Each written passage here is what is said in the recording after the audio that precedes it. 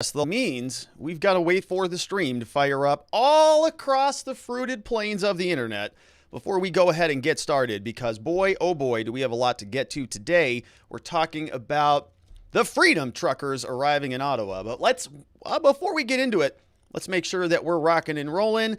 We're on a lot of different platforms now: Rumble and Facebook and Twitch and, of course, YouTube.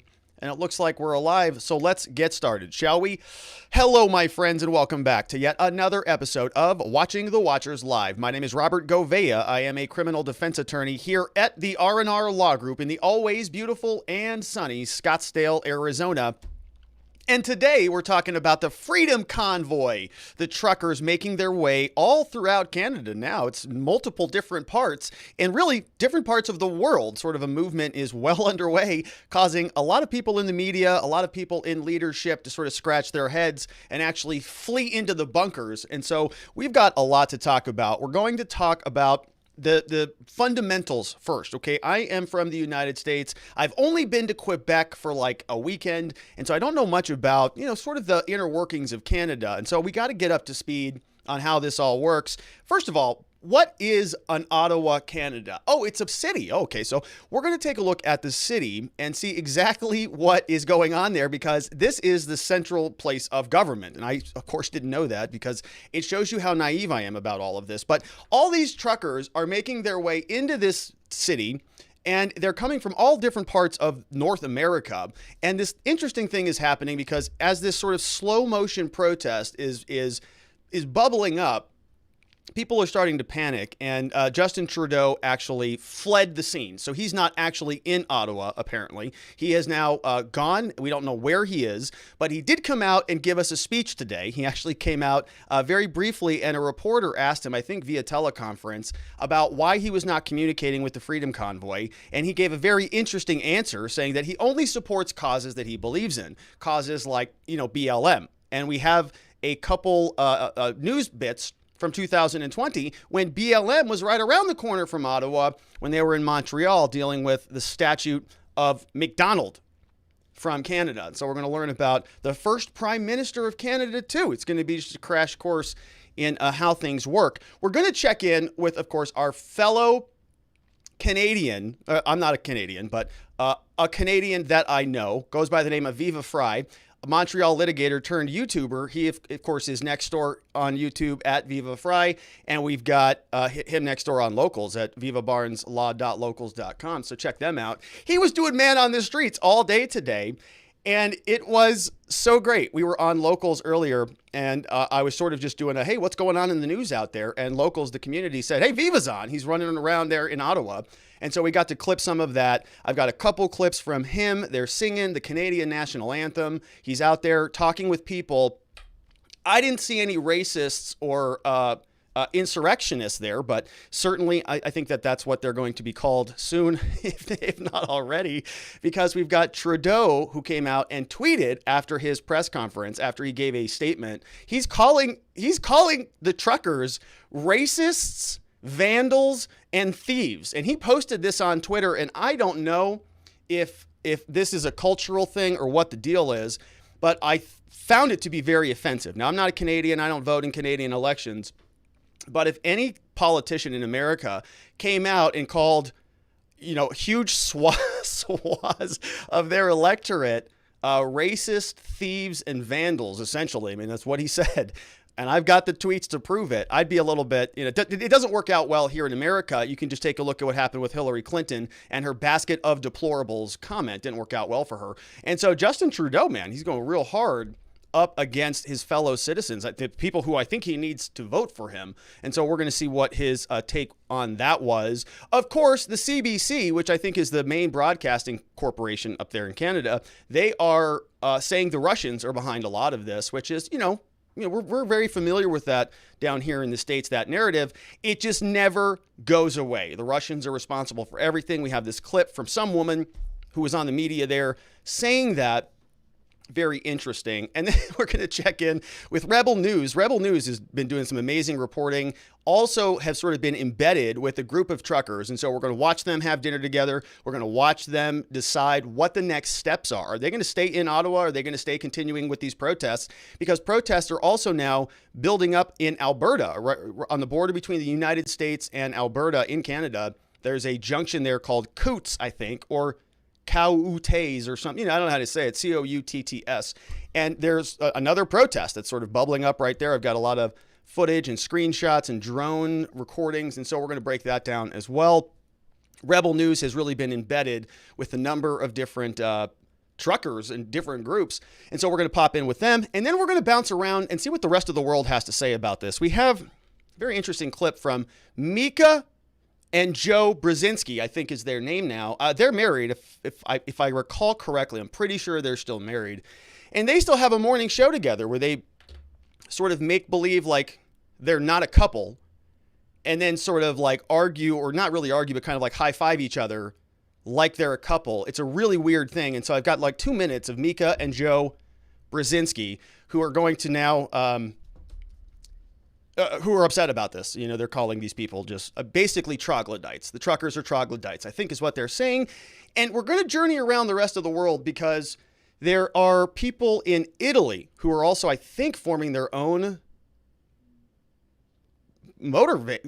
caravan. I mean, their own convoy, I think is what's happening there. So French, Italy, others, there's even word that the United States might have our own trucker convoy for freedom ourselves. And so, my friends, we've just got a ton to get to. That was a very long intro. That's how much we've got to get to. And if you want to be a part of the show, the place to do that is over at watchingthewatchers.locals.com. Our community there is chatting away. Jack Elias here, Nice Teas over there. One Tough Chick is in the house, Radicy. We've got Tremendous in the house, and Resident Bedoin is sharing a meme right now. It's Justin Trudeau, hide and seek champion, January 2022. Nobody knows where the guy is. So a lot of good stuff happening over there. There's also a questions, a questions thread on our community at Locals, and Jeremy just joined us along with chairman of the board at Locals. Now, if you are watching on YouTube, you may notice there's a little bit of a change there on the channel, and so indulge me for a quick second explaining this. I turned on this button. This is the join button for the live chat. So this is now on, and if you join and are sort of a supporter of the channel on YouTube, we got a couple new features I want to roll out and share with you. First and foremost, you get badges in the chat. So these show up. Sort of the longer you're a supporter, if you can stick around, longer than, a couple days before I drive you nuts, then you sort of tier up, which is kind of cool. I just learned about this feature. So the longer you're a member, it goes all the way up to 2 years, you can get additional badges and support the show, of course, so you stand out a little bit. Now, the thing that I'm most excited about is this. You now, if you're a member at any level on the channel, you now get to use custom chat gifts, I think. And so we've got several of these that are available. We've got, I can only do 4 right now, but I think as we get more members, I can add more of these. So we've got Biden, who's falling over. We have the Rittenhouse saying, what the heck is this? We've got Donald Trump saying, wrong. And we've got Mitch McConnell, the turtle, over here, who gets really excited. And I was thinking about this, like, when we go to certain stories that get people really excited. And so you should be able to get all those if you join over here. Just click that button right next to the red subscribe button. And so we'll keep playing around with that. I'm learning all of these new features. I'm turning them on. And so we'll see how they work. So I'd appreciate it if you give that some thought. Okay, so without any further ado, we're talking about Truckers for Freedom, the Freedom Convoy 2022. It's taken North America by storm, and I don't think it's just North America. I think it's spreading throughout the rest of the world. People are tired of the mandates. People are tired of the lockdowns. They're tired of all the restrictions that have been placed on all of us for 2 years. And in Canada, they're doing something about it because, quite frankly, they've been the recipient of a lot of really draconian policies that, we've been following Viva and many others. It's hard to imagine that people have been living with it this long, and they're tired of it. And so they're acting up, I would say. If they are fighting back peacefully. And here's what it looks like. Now, if you're in North America, sometimes it's sort of hard to keep track of other parts of the world. For me, maybe not for you, but for me, it is. And I didn't really know where Ottawa was or how it sort of nestled in with Quebec City and Montreal and Toronto and all these different places. So I wanted to take a little bit more time and learn a little bit more about where are these truckers going, because they're coming from all over the place. So, regions from different parts of Canada and, sort of making their way into this one particular location. And so we want to learn a little bit more about it. When we zoom in on Ottawa, we can see that here it says it is, this is the Parliament of Canada. Parliament of Canada is where a lot of this is going to be centered. And so here is where a lot of people are going to be sort of, meandering in, and the cars and the trucks are all going to be stopped around in these roads. You can see a very nice grid system, a lot of major freeways kind of coming in and out of the area. But this is where, as we go into a lot of the clips of the day, we can zoom in here. This is where we're going to be sort of walking around. So I just wanted to give some context on this area, because we're going to see drone footage and you're going to see people all over the place.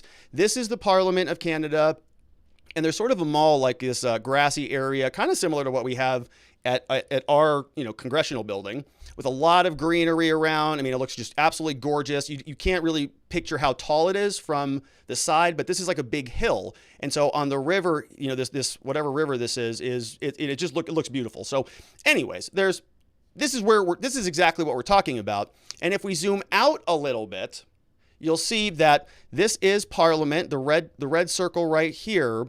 And for those of you not familiar, sort of like the White House, where the Prime Minister of Canada resides, is right here in this red dot here, this 24 Sussex Drive. Now, I was trying to learn a little bit more about how all this works, and the Canadian Prime Minister, our White House is sort of like where they kind of live. It's like a dual residence. They sort of do business there, they live there, and then they go to other places.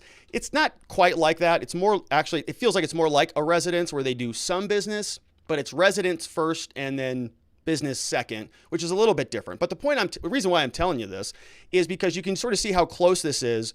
Parliament Hill is here, and we know that Trudeau's house was supposed to be here, which is not far away. And Trudeau is not there. I mean, Trudeau just picked up and left. He just, sort of ran out of there and is not there. And you can see, he's sort of nearby. So he probably got very nervous about all this. And so he had to just get on out of there. This is what 24 Sussex Drive looks like. This is where his residence is. And of course, you have already heard about the news. Justin Trudeau and family moved to a secret location as Canada trucker protest, they're calling it, spark security fears. This is over from The Independent.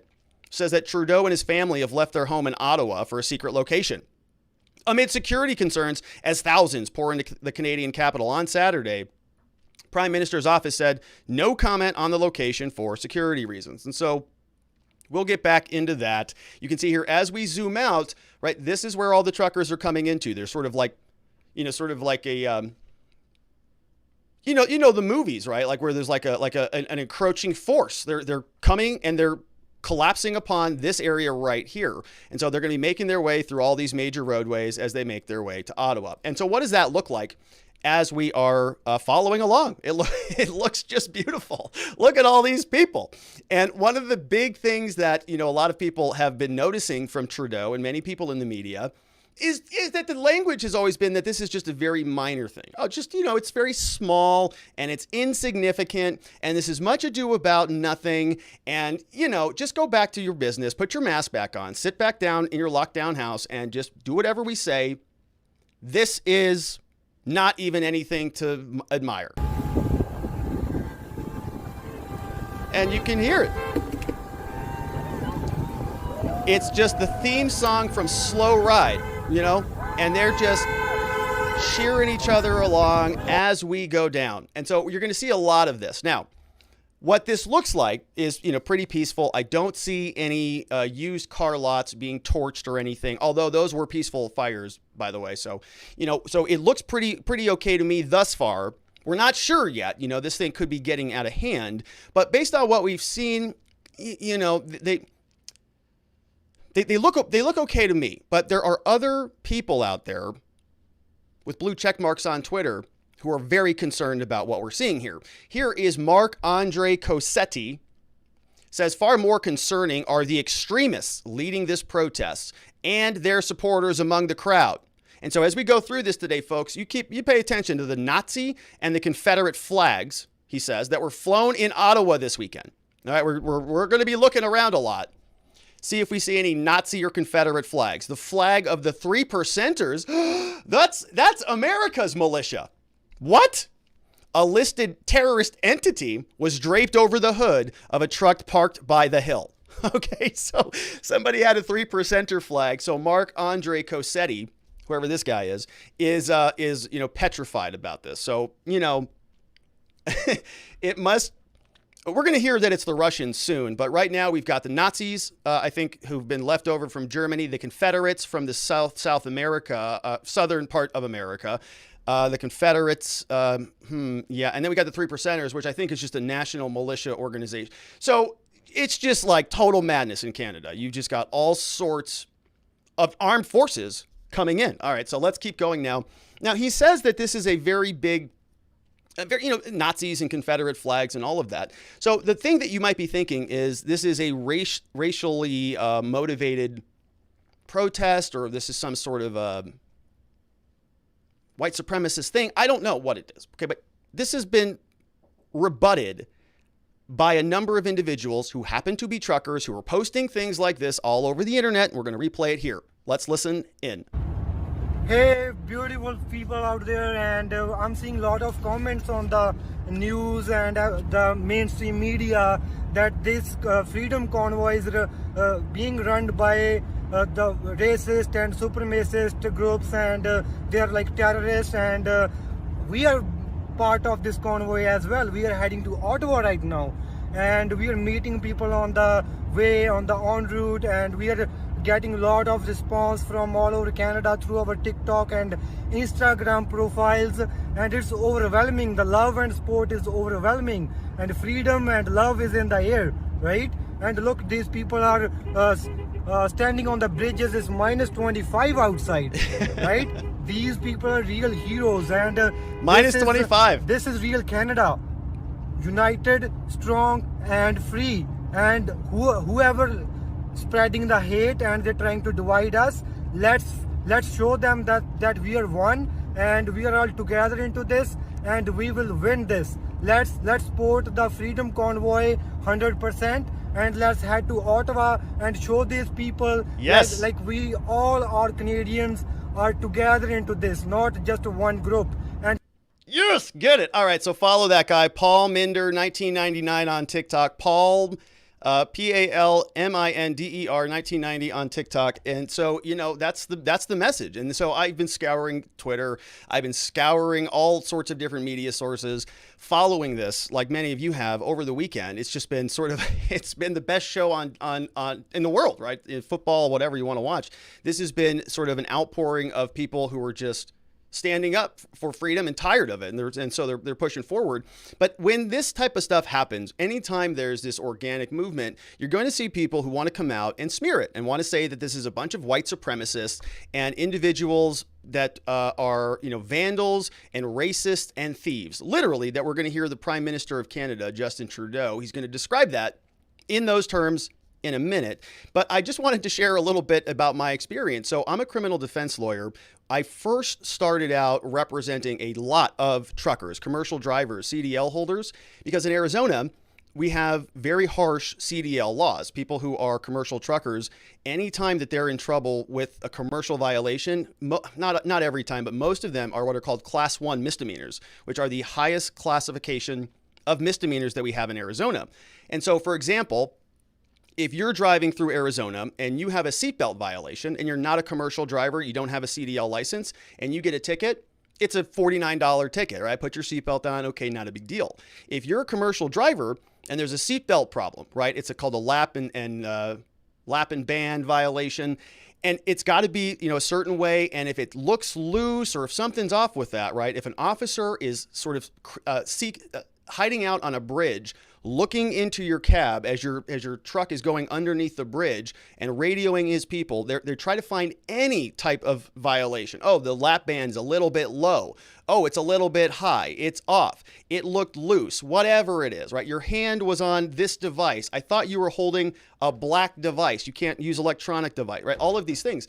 And so they just get picked on so badly in Arizona. I don't know if it's like this elsewhere, but it is a class 1 misdemeanor, which is the same classification as a DUI. And it's a big problem.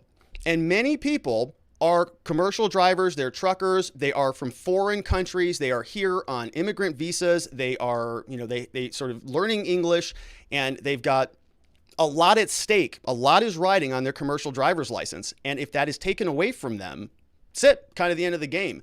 And what happens is politicians and people who are basically bureaucrats, they want to overly regulate and overly penalize truckers. And people forget about truckers all the time. That, they focus on the nurses and the teachers and the lawyers and the doctors, but they forget about other people in society who actually make the society work, like truckers. And what we see is just these big, gigantic bureaucracies that just think it's okay to keep raising fees and keep penalizing truckers and just, make it worse, make it worse, make it worse. And why do they do that? It's because trucking accidents are very bad. When something goes wrong, it's a big problem, right? It's a big thing.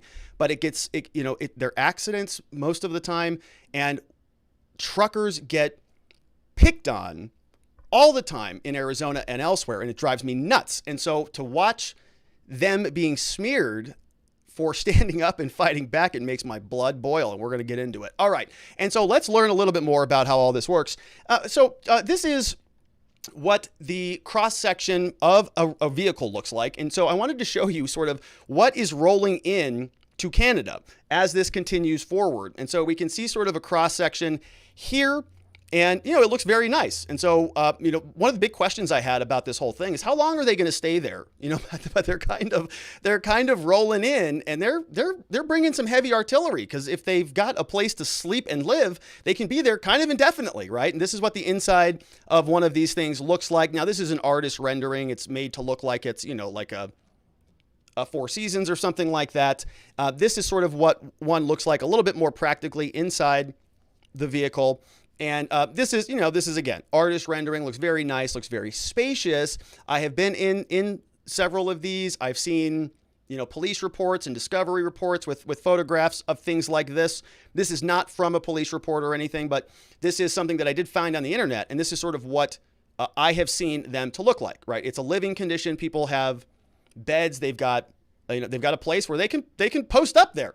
So my point is, it's like, they're not chaining themselves to trees on the outside of the redwood forest, right? They can bunker down in there for a little bit, as long as they can have food and water and, other basic utilities. So they're being sort of occupied by professional occupiers, by people who can sort of, mobily just set up and live.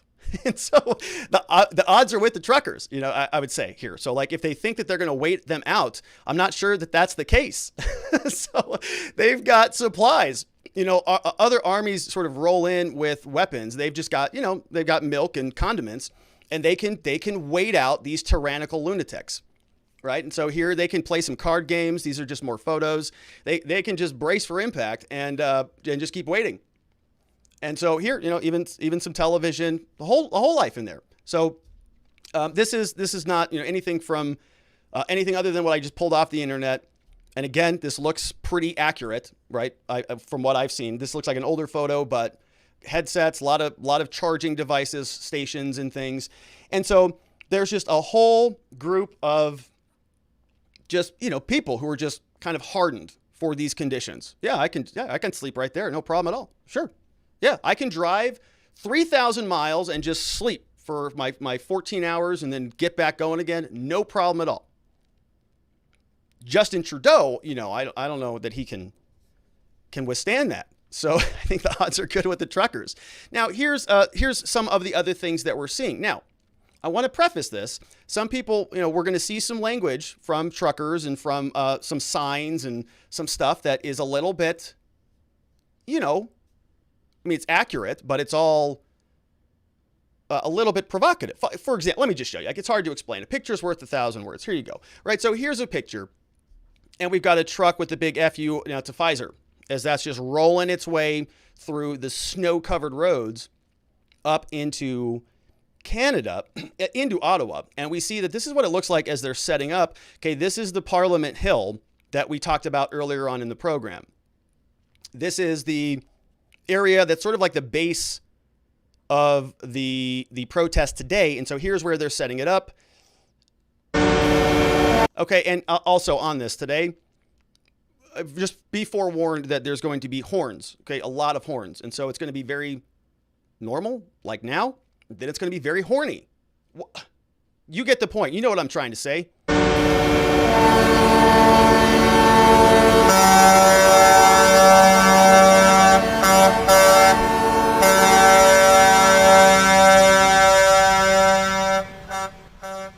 I'm going to try to modulate the horns from time to time.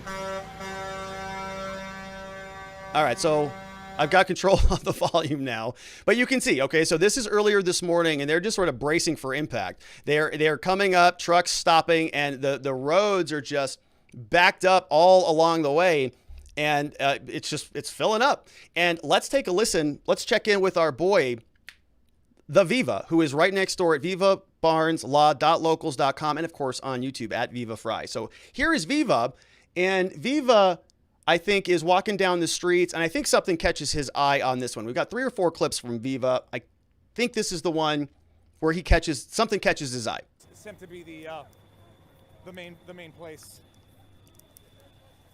That, I mean. Oh yeah, there it is. Yeah, that's the one. You have to be impressed by that, because that's a good sticker job. So, how you doing? I'm saying, like, even if you're Trudeau, you got to appreciate what you did to your truck, because that's right. That's hard work. Truck. We put the stickers on now. Where are you guys in from? All right, so I think the audio's low on that one. That was my bad that the audio's bad. But it's funny, right? So Viva's wandering around, talking to people all day. Not wandering. He's out there supporting everybody. And let me turn this volume back up 1 second. And so there's a lot of that going on. Now, we have other people in the media who are sort of responding to this. And so what I'm going to show you is sort of the call and the response. We're going to see what people are saying is happening, and then we're going to follow Viva and other people around and just show you what's really happening on the streets. Okay, so here is somebody. She's a blue check mark. I think she's in Canadian media, whatever. Mayor of Ottawa is what she posts. She says on the radio. So the mayor of this city is on the radio saying people feel trapped in their houses. Businesses are too afraid to open, and thugs are closing down the mall, which is where we just saw Viva was walking to. He suggests that, quote, the Ottawa police isn't enforcing laws or bylaws because they are scared of this and they're going to incite more violence. Okay, Ottawa police. Okay, did you see this? This woman is saying the Ottawa police are not enforcing the laws. They are scared it's going to incite more violence. All right, so I have not seen, like I said, in the United States, our peaceful protests, according to CNN, are burning buildings and used tire lots that are just smoldering in flames. And I didn't see any of that. And since we know that that is a signal of a peaceful protest, fiery but mostly peaceful, it's hard for me to tell if these are, in fact, peaceful. I don't know. So I'm seeing supporters come through. Thank you for that. And I'm wondering if those gifts are working yet or how that's working. And I don't know if it is or not. I'm going to have to check back on that. Anyways, let's continue on with the show. We have Althea Raj says, so general consensus from city residents seem to be that, quote, Freedom Convoy has prevented the Ottawa residents from being free in their own city, more than any lockdowns or mandates may have imposed. And so it's hard to tell exactly what's happening here, because this woman is saying it is a meltdown of epic proportions. People are panicked, and even law enforcement can't keep heads or tails of what's going on. But then we have this guy who talks to a law enforcement official, and here's what he found. I'm down here with one of the officers in Ottawa. How has it been? Hey buddy, it's been good, man. Peaceful. People are in a great mood. That's what I'm talking about. Always supportive of people exercising their democratic right to peacefully protest. Much appreciated. Stay safe out there. Thank you. All right. Always appreciate people out here peacefully protesting, exercising their democratic process rights. Well, that's nice of him. Wasn't that nice? He didn't seem too scared about much of anything. But as we can see, the day continued on, And it just got bigger and bigger and bigger. More and more people decided to stand up and to join the protest. Here's what it looked like. Fight for freedom.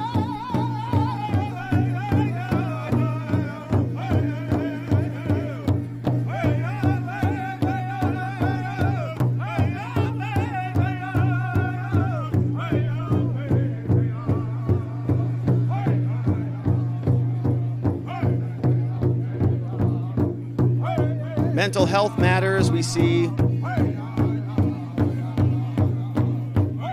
All right, so a big group of people now. That seemed like it was right outside that Parliament Hill area. And then here's the drone footage. Now, I think I've got one of these. Let's watch this.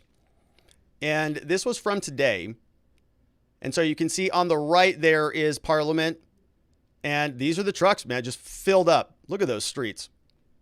All the way back. Basically, I mean, it's the entire, it feels like the entire diameter of sort of that part of the city, right? All up and down that entire street is locked. And those are all government buildings.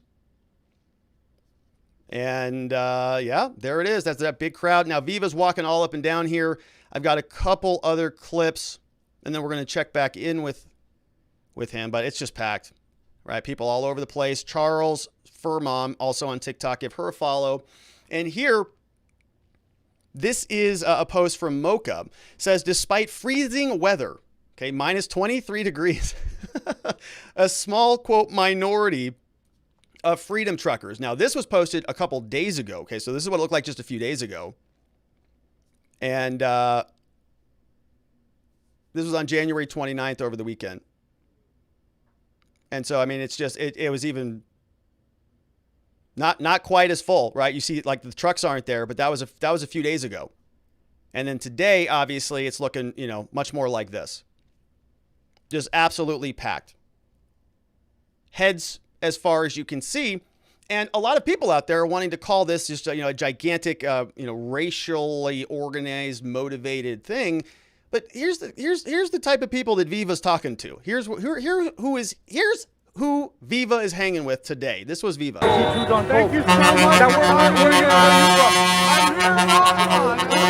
Have you seen anything like this ever in your life? Never. Not once. I'm not in the world. This is the time to stand up and be counted. We can do this. Here's my card. Stick in my pocket. Okay. I have no hands. All right. So Viva was hanging out with everybody, hugging everybody down there, just having a great time. And it was like, we were watching this in real time on Locals this afternoon, and it was just beautiful. They actually broke out in song on Viva's stream, singing the Canadian national anthem. We've got a minute of this. Why we're here today.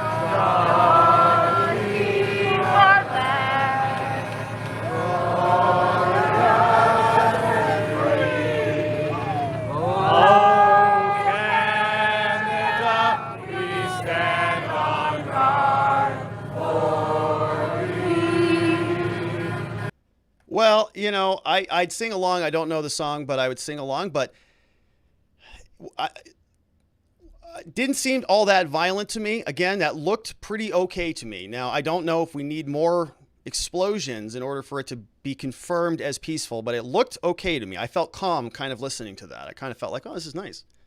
Well, it's a bunch of nice people kind of getting together, standing together, protesting for their own rights. Kind of seemed like a beautiful thing. And it's not stopped in Ottawa. This is now spreading elsewhere throughout Canada, in particular at the Coutts border near Alberta and Canada. You can see this is spreading this direction as well. We've got Convoy for Freedom 2022. This is this area. And so you can see now we've got Calgary, Edmonton up here. We've got Montana. And there is a border patrol station right here on this road. It's called the Coutts, C-O-U-T-T-S, or I don't really know how else to say that. But here's what this one's looking like, right? Big port of entry. A lot of stuff coming and going either way. And here's what this one's looking like.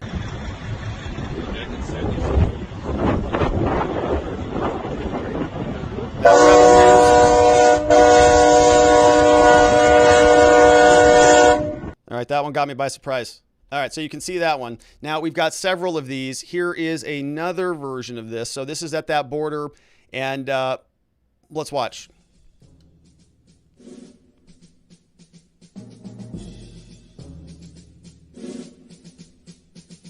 All right, so yeah, these are interesting because you can see sort of how far back they go. I mean, it's really far.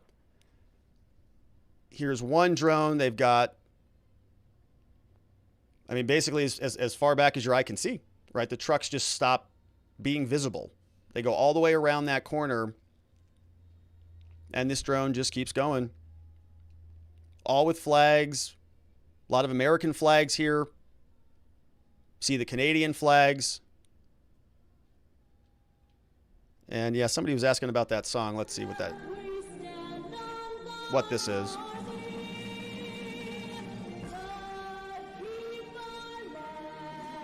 All right, so I can play a little bit of the songs because they just YouTube flags them, and then I got a warning. But you can see it just keeps going, right? This drone just keeps going, baby, and it's not, there's no, they're not backing up, okay? Hey, Luke, can you put that in reverse? I got to go home now. Protests are over, and let's call it a day, right? They're still just coming, man. So, this, of course, is going to have consequences, right? There's no doubt about that. There are going to be consequences of this, and there will be a lot of people pointing fingers at people. They're responsible for killing people. The biggest thing of this whole thing that has sort of concerned me is that, something goes poorly, and Trudeau and co. do the same thing that the Democrats and co. are doing here. They turn this into a big political thing, and they try to, blame an entire party or an entire organization for something bad happening. And so I'm concerned about that. Here is more video now of the Alberta scene. And so both directions, right? The drone was flying overhead, but this is sort of from on the ground. It's backed up, lots of flags.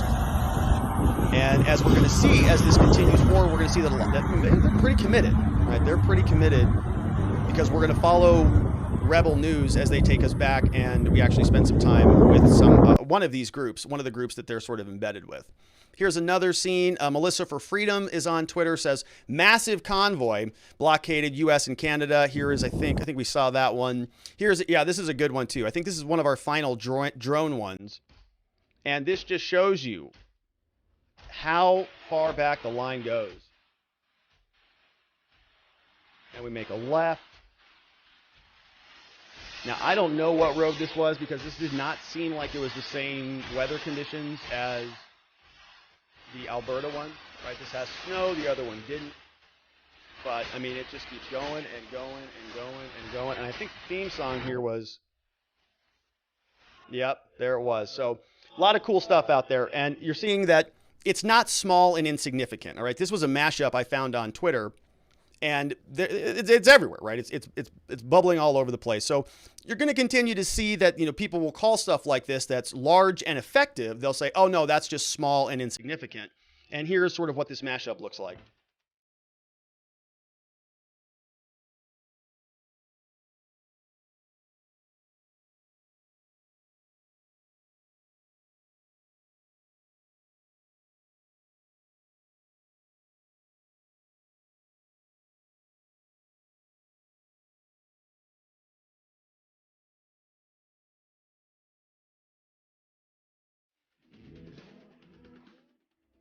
All right, so the protests continued all day, very likely going to continue into tomorrow and maybe even the rest of the week. We're going to check back in with those truckers because Rebel News was sort of embedded with them as they were having dinner and coming to a vote. And we'll check back in and see what they came to in terms of a conclusion about what the next couple days look like.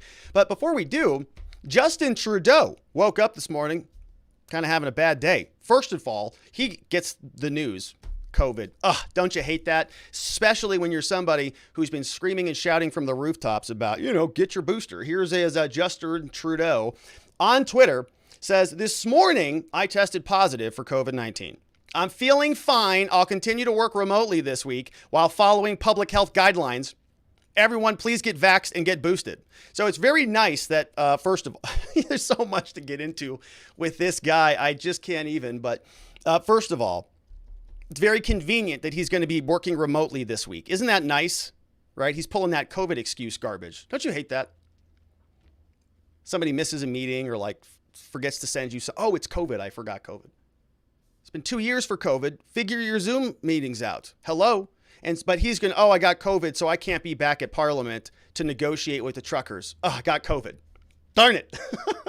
I would totally negotiate with the Freedom Convoy, but I'm contagious and I've got to be quarantined for 2 weeks. So I better just go back to my residence. Right. And so as we know, they moved him right out of there as the truckers came descending upon him like a force of freedom. Trudeau picked his family up and they had to boot on out of there. So Canadian Prime Minister says that they're now in a secret location. and so if you're wondering what the secret location looks like in his highly fortified trucker safe zone where he's going to be protected against, I don't know, conversations, this is what it looks like. All right. So he has a podium. And he's going to come out and give a speech. And here's one of the questions that he gets. And this was a speech that came before some tweets that we're going to read in a minute. But here is what the Prime Minister had to say, because somebody asked him, they say, hey, Justin, listen, you ran out of town here like a little weenie. And you've gone to other protests before, right? You've been to BLM. You've been very involved. You got a big mouth. You never turn it off. All you do is kind of get out there and talk to people about their issues. That's kind of your entire role. Why are you not talking to the Freedom Convoy of truckers? Huh? Justin? Here's what it says. Can you explain the reason why you won't participate or meet with them? I mean, you've attended rallies on the Hill in the past, including during the Black Lives Matter protest and others. Is there a reason that you can give as for why you will not discuss or have any negotiations with this particular group? I have attended protests and rallies in the past. Yeah. When I agreed with the goals, when I supported the people expressing their concerns and their issues. Black Lives Matter is an excellent example of that. Thank you, Justin. But I have also chosen to not go anywhere near protests that have expressed hateful rhetoric, violence towards fellow citizens, and a disrespect, not just of science, but of the frontline health workers and, quite frankly, the 90% of truckers who have been doing the right thing to keep Canadians safe, to put food on our tables. Canadians know where I stand. This is a moment for responsible leaders to think carefully about where they stand and who they stand with. Oh, this guy. Wow. So, all right. So that's his powerful statement there. And he said he supported BLM, right? He's like a big fan of that movement. Yeah, right. Well, somebody named Pedro Gonzalez on Twitter had a very good point that in 2020, Justin Trudeau did march with BLM. And guess what happened at one of the BLM marches? Well, in Canada, there's this guy called Justin A. McDonald. Pretty important guy, was the first prime minister, sort of like George Washington here. And so they were screaming around in Montreal, screaming, abolish the police. And then what happened is, this is the head of this guy, John MacDonald. John MacDonald, there happened to be a statue in Montreal at this location. John A. MacDonald, Sir Alexander MacDonald, was the first prime minister of Canada, served from 1867 to 1873, the dominant figure of the Canadian Confederation, almost half a century of a career, right? And so they gave him the statue. Very nice of them. But then we have these people who knocked it down. And Justin Trudeau didn't say too much about that. Now, for some reason, I thought I clipped that, but I don't have the clip of that. Maybe I do. Oh, yeah, here I do. So here is where this is. Now, This is where the John A. Macdonald statue is. For those of you who, like me, are not real familiar with Canadian geography, so this is where that is. This is it near Montreal, and then Ottawa's right here. So it's like right around the corner. Same country, same prime minister, first prime minister. This is what happened at one of those protests. There's Macdonald. There he goes.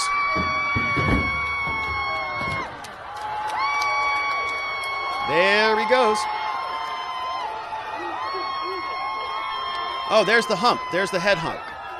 Okay, so now, here's what I wanted to do. So since Justin Trudeau is such a gigantic fan of BLM and those types of movements, and he says that he joins in those causes and supports them and kind of, will I guess, endorse that type of behavior, I want to see what kind of language he uses for these truckers, right? We just learned a little bit about them. We just saw Viva on the streets, hanging out with people. Many of you watched his stream all day today, and, they're pretty amazing people. Every single person was, right? I don't think there was anybody there that I saw, and we watched it on Locals together, that was problematic. Not to say that there aren't problematic people there. I'm sure there are, right? There are everywhere.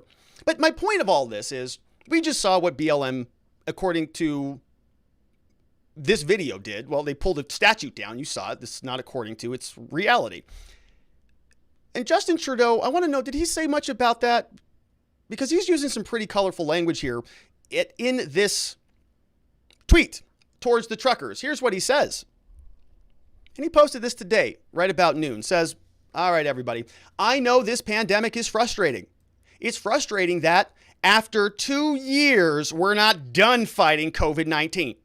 But over the past few days, Canadians have been shocked and frankly disgusted by the behavior displayed by some people protesting in our nation's capital. We're going to come back to this. It says, I want to be very clear to you peasants. We're not intimidated by those who hurl abuse at small business workers and steal food from the homeless. We won't give in to those who fly racist flags. And we won't cave to those who engage in vandalism or dishonor the memory of our veterans. Oh my gosh, I can't even believe this. There is no place in Canada for this behavior, he says. So to those responsible, it needs to stop. And to those who join the convoy, okay, so he's blaming the entire convoy here, but are uncomfortable with the symbols of hatred and division on display, be courageous and speak out. Do not stand for or with intolerance and hate. He's smearing the entire convoy. And I mean, I really don't want to skip over the seriousness of what he's saying here. I mean, this is a whole group. This is an entire industry, essentially, of people who are responding to this. And he just called all those people that we just heard from, singing the song, standing out there, making their way all across the entire continent, right, to get there and to protest this. He's calling them racist. And it's not just like a couple people. He's not saying, a few people here. He's saying those who joined the convoy, right, like the entire convoy. You are racists. You are vandals. You are dishonoring our veterans, which is like just shocking. I can't even imagine how many veterans are actually a part of that industry, right? Who are there. How many veterans are there? He's saying that they abuse small business owners. He's saying that they steal food from homeless people. They're thieves. I mean, it's one of the most offensive statements I think I've ever seen from a politician ever, like towards their own constituents.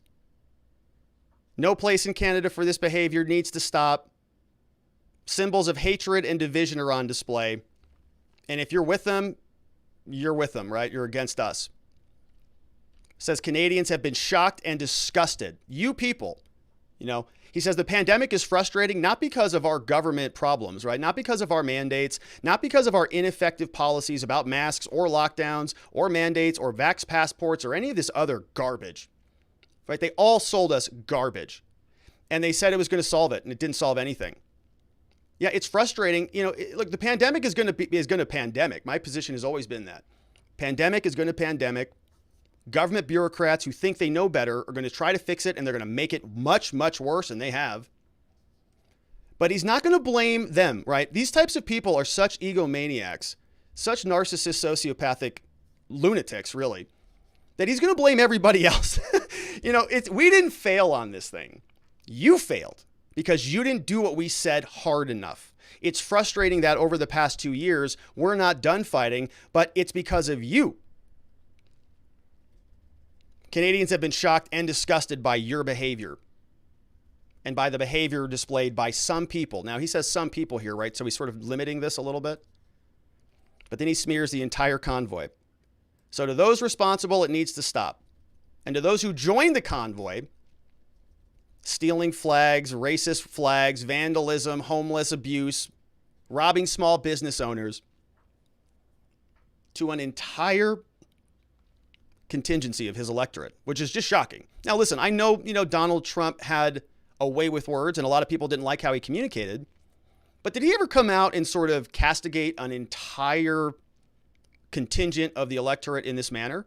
Hillary Clinton sort of did that. Remember when she said that a certain contingent of America she just lumps into the basket of deplorables? Might have cost her the election, candidly, when she said that. Because it's offensive to say these types of things to people. Did Donald Trump come out and say something like this towards BLM? Call them, these types of things? No, not to my recollection. And did Justin Trudeau use any language even remotely similar to this? And look how aggressive it is. Racist flags, stealing food, abusing individuals, vandalism, dishonoring the member of our veterans. You really, if somebody said that to you in your face, those are fighting words right there, Not that I'm encouraging that. It's peaceful protest is the right way to go with all of this stuff. Of course, right. But my goodness, shocking. Now, we can see the government is sort of responding to this. Disclosed TV caught this tweet, and it was ultimately deleted. But this is sort of catching, a lot of people's eyeballs. Matthew Flory says, this morning, I've asked the city manager and the city solicitor to immediately launch court proceedings targeting the millions of dollars in funds frozen by GoFundMe, so that Ottawa taxpayers are not left holding the bag for these protests. And so we don't actually see, I can't actually see what this is, but right, some people are starting to sort of mobilize the government now to respond to this convoy. Found this on Twitter. CBC, they've identified the real problem here. And guys and gals, it's the same problem as every other problem that exists in America right now. It's the Russians. Given Canada's support of Ukraine in this current crisis with Russia, I don't know if it's far-fetched to ask, but there is concern that Russian actors could be continuing to fuel things as this protest grows, but perhaps even instigating it from the outset.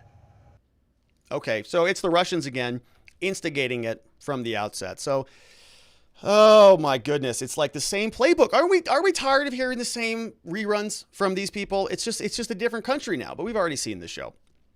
Yeah, and that one we got. Now, Rebel News, as I mentioned, here's we're gonna check in with this reporter. This guy is embedded with some of the truckers, and so we're gonna spend some time. I got I think 2 or 3 clips from them. They're having dinner, and then they are going to be sort of voting on what to do and whether to stay or go. And what's interesting about these next couple clips is we hear from a trucker who is actually interfacing with law enforcement. Right, he's actually speaking with sort of the government officials about what to do next. And so let's listen in with this guy. Wind, and today we are getting a snowstorm now with the same wind, and it's a whiteout. The phone clears it up, but it's not easy on the eyes. The RCP and the tow trucks that moved in, they're far back there, according to the 40 truckers that just ran out. It's moved their cars here and their trucks to block it off. This is the only way out now. My car is also now snowed in, which means that Sydney and I will likely be here for a lot longer, and that incurs some expenses. So we're gonna need your help at convoyreports.com. Please support us to help you bring the other side of the story and to, well, keep us warm out here. Yeah, looks definitely cold as can be, and so certainly support if you can, everybody else out there who's boots on the ground, Rebel News, and they actually have a good website called Convoy Reports, which I was getting some good updates on today, including some of these. And so here we've got several different clips from a group of truckers, and they've got a bunch of food. Now, I want to pause on this briefly because we're going to hear from Mika and Joe Brzezinski in a minute, and they're going to be saying that these individuals robbed a soup kitchen. They robbed a soup kitchen of soup from homeless people, okay? Because these people are racist, insurrectionists. I don't know what they are, but Mika and Joe Brzezinski are going to be very upset about this. Looks to me like they've got plenty of food. But although maybe they stole it from the homeless shelter, I don't know. But let's listen into these people. In heaven, Hallowed be thy hallowed name. be thy name. Thy kingdom come. Thy will be done, on earth as it is in heaven. Forgive us our debts as we forgive our debtors. Lead us not into temptation, but deliver us from evil. For thine art the kingdom, the power, and the glory, forever and ever. Amen. Amen. Amen. Amen. So they've got plenty of food here. Probably, just beat up some homeless people and stole all those bags, along with these cups of coffee, these little vandals and thieves. Well, yeah, so, all right. Well, hopefully they enjoy it. All right, let's see what else we've got. Now, they are having a conversation about what to do next, and here's what it sounds like. I'm with you. There's no weakening, guys. They can leave. They can leave. But the only way I'm leaving is in a cruiser. Yes. There you go. You know what? You 100%. That's right. You know what? Who's here? So who's going to stay? I'm Who's staying. staying? Who's staying?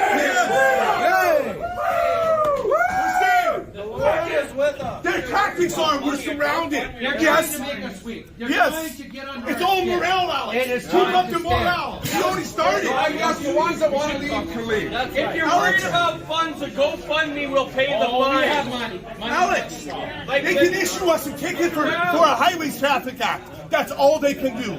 Bring on the ticket. Yeah, so, now they're going to start getting concerned, right? They're actually talking about their records. And, the police, they could go start writing up a bunch of tickets. Illegal parking, abandoned vehicle. We're going to start impounding and towing stuff. Really, the police could get aggressive with this if they wanted to. Now, practically, can they? Not really. What are they going to do? Tow, 10,000 big rigs out of there? No, not really. They're not really going to do it. And so, they're sort of all, speculating because look, this is as I mentioned earlier on the show, right? A CDL license is a person's livelihood if this is your profession, just like my law license is my livelihood as a lawyer, right? It's very, very important. And so these people are playing around with fire, right? It's their license. So it's not like they're just out there, like you can go out there, park your car, you get a parking ticket, so what? Or you pay a fine, not a big deal. They get a moving violation, they get some sort of a problem, right? They get one ding on their insurance, they're uninsurable. And now they're unemployable because nobody wants to hire them because they can't be insured. And you got to be insured in order to drive a truck. So, now they're starting to say, oh my goodness, well, what happens if, maybe I've already got, I'm already sort of borderline on one issue or I just start, whatever it is. They're having to balance the consequences. And, it's a precarious situation to be in. It'd be like me going and sort of, gambling with my law license, which sometimes I feel like I do on this show anyways. Only joking. We color within the lines here. All right. So now we get the reporters who are listening in with these same gentlemen. And here's what they say. So you guys just came into a decision there that most of you guys are going to stay. And it seems like the compromise is opening a lane. Is that correct? Yes, we're going to open up the northbound lane and let the guys that come out of the U.S., we're going to let them go. We're going to open up that lane and let guys go. But they have to open up a lane on their end to let guys leave because we're actually boxed in here right now. So they did not want to negotiate. So we're going to let that lane go and then we're going to actually go talk to them and see if they're going to compromise And You said the police weren't willing to negotiate? they were not willing to negotiate when we went down there to talk earlier. There was no negotiations allowed. They didn't want nothing to do with it. So we read the charter that came in 2020. It says if we open a lane, we can stay here as long as we want. So that's what we're going to do. We're going to open up that lane, and anybody that wants to leave can leave, and anybody that wants to stay can stay. Boom. So this way, you know, it's all about freedom, right? Yeah, so all about freedom, right? And the beautiful clip, they're going to stay, open up a lane, right, so that people can come and go, make their presence known. But if you want to leave, all right, we're not going to impede you to do, you know, from going. But sounds like law enforcement, right, not particularly cooperative or feeling like they want to be even communicative, really. Said they weren't negotiating and they're going to stay. Some people in the chat are giving me some additional information. Molly Pop Inc. says, yeah, it's a non-issue on the insurance thing. Says the companies they work for are covering them. Leaders covered that part. The bigger thing that I'm more concerned about would be the you know, like your CSA scores, your trucking driving record and things like that. Now, that's a whole separate issue, and I'm not, you know, I practically the way something like this would work, at least here in the United States, right? You get a gigantic, like, let's say, for example, let's just game this out for a second, right? If you are a trucker or somebody in this area, typically when stuff like this happens, so like, let me give you an example. All right. So let's say something happens, right? There's a big event and the police, you know, sort of arrest everybody and they all, you know, get brought in one big sort of bucket of people. Prosecutors know that, right? They all know where it came from. So they're not going to be treating each individual trucker differently.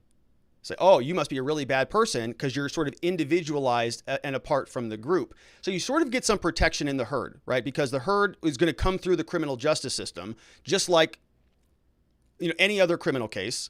And they're all going to come more or less at the same time. And so for small things like this, right, even if the truckers, let's say, I don't think this is going to happen, but even if they did get cited for something, right, there's too many of them to really, I think, be legitimately prosecuted. But let's just say that they did anyways, right? There's so much work that when a prosecution's office sort of sees it, they typically cut blanket deals for everybody, and they're usually very generous. Okay, just typically it's like it's basically a non-prosecution agreement as long as you're law-abiding. Okay, it's called deferred prosecution. Okay, you came to our office. We know you got in trouble. Why? Oh, you were there in Ottawa on the weekend of the 30th? Okay, well, what happened? Anything violent? No, nothing. Okay, how about this? Just don't get in trouble again. Just don't come back into my office again. Don't let me see another ticket from you, and we're just going to dismiss the charges, right? It's called a deferred prosecution. Now, I don't know what Canada would do with this, but, you know, it still is something that there's tens of thousands of people going through here. So it just as a matter of practicality, right? It's not very feasible. That being said, you could easily get an agency like the FBI who dedicates an entire, you know, Department of Justice to playing Where's Waldo with you know, insurrectionists, and anybody who walked through the Capitol building is now, you know, like Jefferson Davis. It's ridiculous. So, you know, don't put it past the federal government anywhere to start singling out these people. Trudeau is already talking like these people are, I read the tweet with you, racist, vandals, thieves. If something happened, you know, like let's say Parliament can't get to business or something, right? They can't, something goes on and they actually can't get some serious business done. All it takes, it's a stone's throw away from being, you know, a vandal thief in Trudeau's mind to somebody who's now an insurrectionist terrorist. It's not far off. And we got precedent now for that here in the United States. Ridiculous. So, you know, that type of stuff makes me nervous because you have a bunch of good-hearted, well-intentioned people standing up and doing the right thing. And if, you know, you get some nefarious actors on the other side of things, they can take advantage of it and they can try to politically tar and feather an entire organization. And I think that they're already trying to start that, right? And so I think the best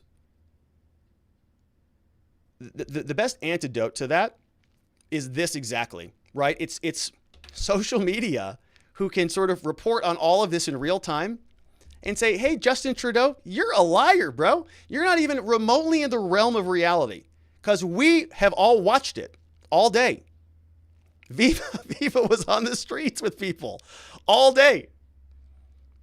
It's not racist vandals, lunatics wrecking the city. Weirdo. So, they can continue to sort of try to label everybody and throw them in this bucket. But the people are speaking out. This is what it looks like. All right. And so if we go around the world, we can see that a lot of people are very unhappy about this spontaneous burst of freedom. The first one we're going to see is Mika Brzezinski. Now, look, folks, this is, I don't understand what's happening here in this whole show. This is Morning Joe with Mika and Joe Brzezinski. Now, I'm pretty sure they're married still. And she sits like this, posed this whole time.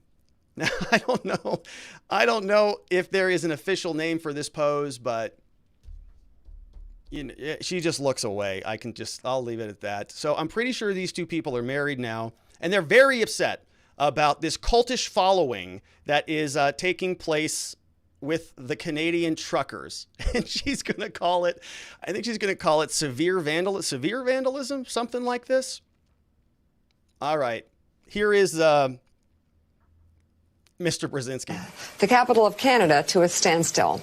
Dozens of trucks and other vehicles could be seen blocking the downtown area of Ottawa as protesters rallied against vaccine mandates, masks, and lockdowns. That seems like an interesting way to spend your weekend. The demonstrations were initially aimed at pushback against vaccine mandates for truck drivers crossing the U.S.-Canada border. Listen. But the movement escalated into an expression of disapproval with the Canadian government's COVID-19 policies. Here. Officials say several investigations are underway into reports of severe vandalism and... Severe vandalism. Did you hear that? Severe vandalism. So not minor or unsevere. It's really severe. Criminal behavior, including the desecration of national monuments. The desecration of national monuments? Ottawa Mayor Jim Watson said some protesters harassed Hold on a minute. What was the desecration of the national monuments? What was that? Somebody let me know. Did they desecrate a national monument? All right. Here's the soup kitchen problem. Here it is. Reuters is reporting that Ottawa mayor, that same guy who's crying on Twitter, here's what he said. Kitchen demanding free meals because their refusal to wear masks meant they were not to order in restaurants. That soup kitchen tweeted COVID protesters were given meals to defuse the conflict and that this weekend's events have caused significant strain on our operations at an already difficult time. So these anti-vaxxers actually took food from the mouths of the homeless. Hungry, yeah. Hold on. We got to pause on this one because the chat is correcting me, saying no. They put flags. They put flags on the statues, and then they put flowers and signs around the national monuments. So she called that desecrating national monuments. Okay, so then they stole food from a soup shelter. Here is this guy. Let's rewind this a minute. Let's back this up for a quick second because oh my gosh. So put upon. Masks meant they were not to order in restaurants. That soup kitchen tweeted COVID protesters were given meals to defuse the conflict and that this weekend's events have caused significant strain on our operations at an already difficult time. So these anti-vaxxers actually took food from the mouths of the homeless. Hungry, yeah. Because they're so put upon. Because they have a vaccine. I'm just curious again, where were these protests when people were required to get 5 vaccines to start school? Where were these protests? Well, that's a little different when people situation. Were required to give their children 5 vaccines. They were in the doctor's office getting vaccines. They were in the doctor's office getting vaccines, and they were making fun of left-wingers on the West Coast for being loopy anti-vaxxers. They're married. Now they have met the enemy, and the enemy their enemy. What? She cuts them off. Themselves, because they've become what they hated. They've become what they mocked. And now they're taking food from soup kitchens because they're so put upon for being asked to do what they've been asked to do, required to do their entire lives. It's she cuts him off. Cult. Yes, it is. A historic moment in the... Oh, these two people. They're married, those two little lovebirds. You know, can you imagine sort of doing that job with your spouse and then going home and, I guess, pretending like you like each other? Interesting little dynamic they have there. Molly Pop over on Locals. Drop that link. I know you're trying to send me a link. Drop me a link in the comments thread on Locals. We're going to get there in a minute. As soon as we check in and get some more reaction from around the world, we know that the convoy, the Freedom Truckers Convoy, was well in effect over the weekend. Donald Trump had something to say about it at a rally. Here's what he said. That's true. The Canadian truckers, you've been reading about it, who are resisting bravely these lawless mandates, are doing more to defend American freedom than our own leaders by far. And we want those great Canadian truckers to know that we are with them all the way. They are. They've really shown something. There you go. So Donald Trump's in the House, right? He's recognizing it. So is Elon Musk. Everybody is. Elon is responding to this guy. Aaron says Canada isn't going to take more lockdowns and COVID. Here's what Ottawa looks like. Elon said, yeah, it would appear the so-called, quote, fringe majority that Trudeau is talking about is actually the government, which is true. Okay, people are tired of the government. And Elon said Canadian truckers rule. Now, as I mentioned at the start of the show, right, this is kind of the start. We're seeing a lot of this elsewhere throughout the world. In France, I think this was France. One of their elected leaders was really getting sort of harassed on the way out. Right, people are tired of this. Now, I'm not endorsing this, but people are responding, and the government is going to have to get used to that because people are tired of being trampled all over the place. Here's what's happening in France.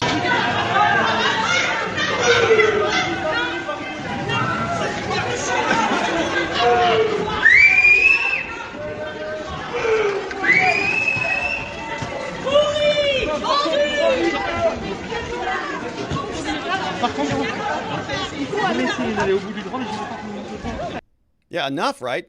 People are just tired of it. And we also have here out of Italy. Italy, this is from Bernie's tweets, says Italian truckers, they're now mobilizing with Australian truckers. Italy and Australia joining forces together with Canada. No one is free until we are all free. It's a beautiful thing. The people will decide. Here's what the scene is looking like in Italy. And you know how you can tell this is Italy? Here's a sign. The bottom right, it says, I think this is an auto repair place. And you know how you can see this? It says auto repair. And then you know it's Italian because it says Azioni. So it says auto repair Azioni is I think how you say that in Italian. Auto repair Azioni. There it is. So the Italians are doing it as well. Here you can see we've got a little bit of a convoy now honking away. And so they're making their way. And we're going to jump into questions and super chats here in a minute. But you can see that slow roll, slow motion.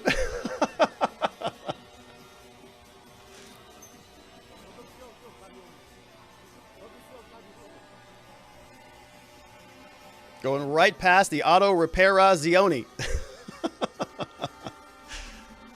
Oh, don't you just love it? All right, and so let's take a look and see what you have to say about it from our friends over at watchingthewatchers.locals.com. Quick show note. So I saw several people became members, and so I appreciate that. Thank you for that. It's going to allow me to add some more GIFs, but I don't know if the GIFs are actually working. So I'm going to have to, if they're not working, and you signed up and they're not working, I apologize for that. But it might take me a couple shows to work the kinks out. I'm still learning a lot about this. And so we've got a couple super chats that came in.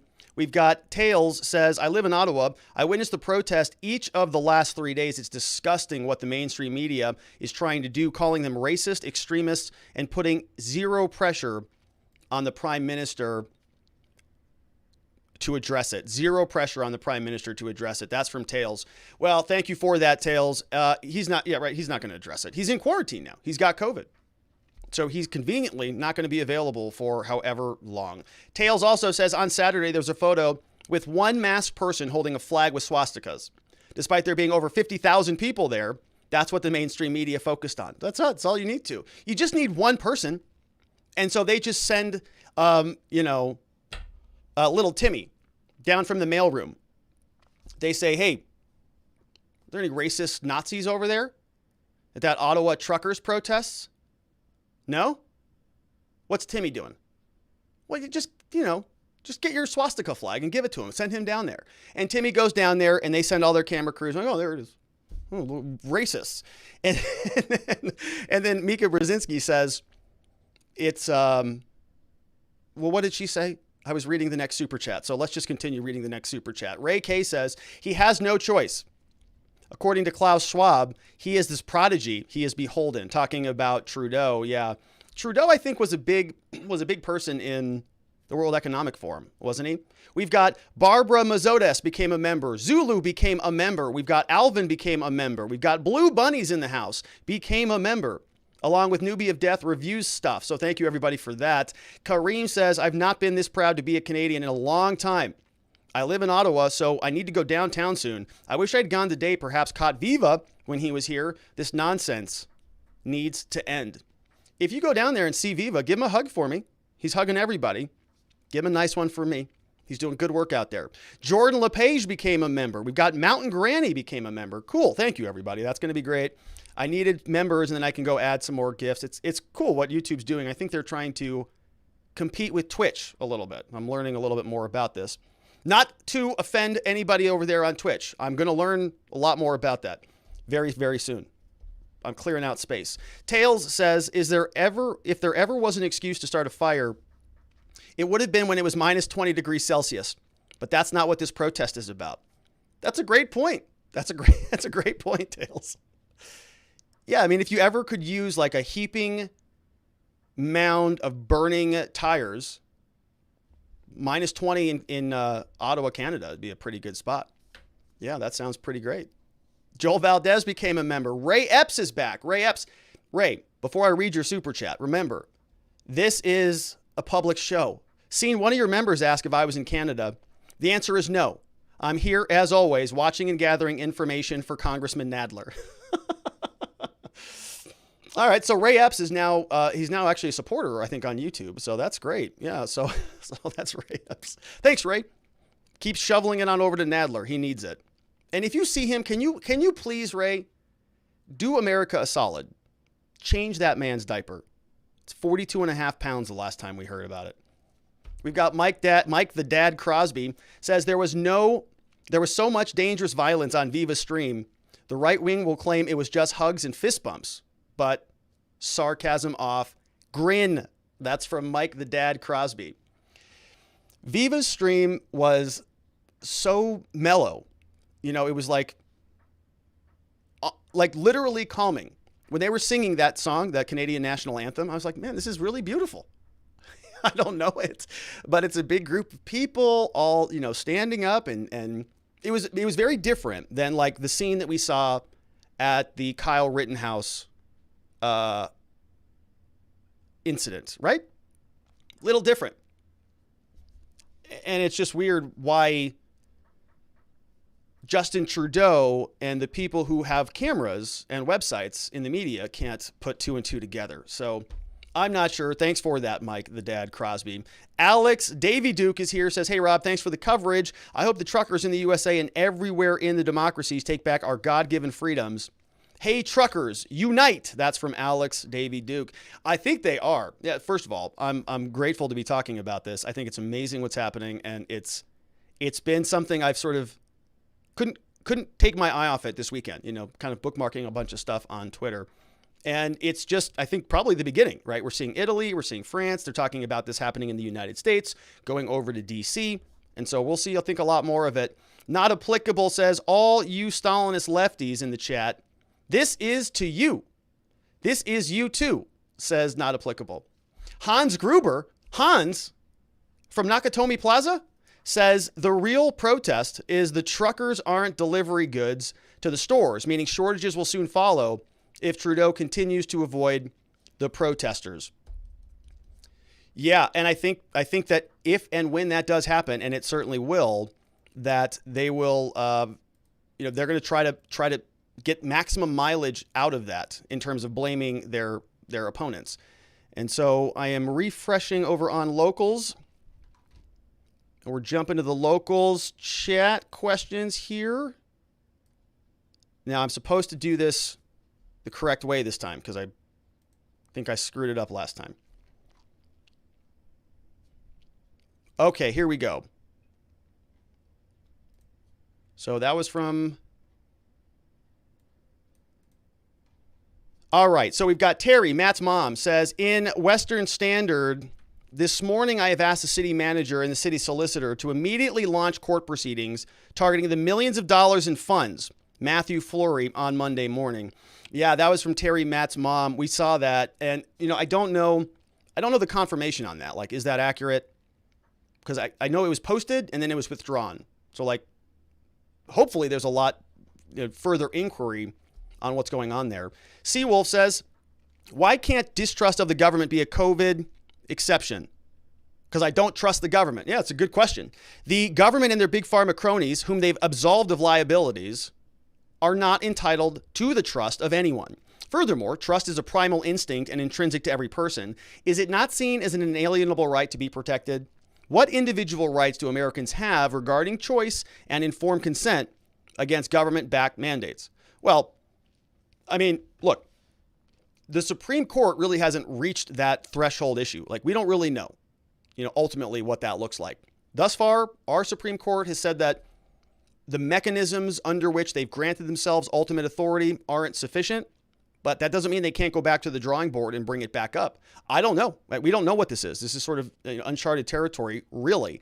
Now, you might be able to go back and find case law from the 1800s or whatever, but all of that is relevant, certainly. But what we're seeing happen is two things. One is the legal mandate, right? You have to go do this or else. But the other is sort of the social pressure mandate, right? You lose your job, can't get on a plane, can't go to a restaurant, can't do X, Y, and Z unless. And those are two separate problems that I think are very closely related. And so you may see that legally in the United States, we still have liberty to such a degree that the mandate can't happen, but the government may do the same thing that they're doing elsewhere, right? They're not really evaporating your freedom of speech in the United States, but they're just precluding you from talking on the internet. But you still have plenty of free speech, just not on the internet, if you're Donald Trump. So you can see how they can kind of bifurcate the two different issues. We've got Thunder7 says, the hate for Trudeau is real. He's probably in hiding in the China embassy bunker with his commie buddies. Not going to end well for him. We have Rolf Peterson on YouTube says, you displayed a tweet ostensibly from a charity substantiating claims of truckers causing trouble at a soup kitchen. Is there some evidence to the contrary? I scanned back through the video. So that wasn't actually my video. That was Mika's video. Mika and Joe Brzezinski said that happened, that they were at a soup kitchen, and they got that from a Reuters story, according to them. So you could probably just find Reuters truckers soup kitchen. Let's see what this pulls up. And so they're, of course, very dishonest. So let's see what they've got here. So here's a story from Reuters. Says, Canada's Trudeau not intimidated by truckers. So let's see if there's soup in here. No, of course there's not. So let's go back. It was a Reuters story. I don't know where it came from. Let's try this one. See if there's soup on here. Yeah, so I don't know. You're going to have to ask Joe and Mika Brzezinski, because I don't know where they found that claim, because I don't see it right away on Google either. Joel Valdez became a member. Tails says, the protesters put a sign, hat, and a flag on Terry Fox statue. Mainstream media called it defacing. Yet last year, BLM protesters damaged and poured paint on statues in Canada, and it wasn't mentioned by the mainstream media. Right.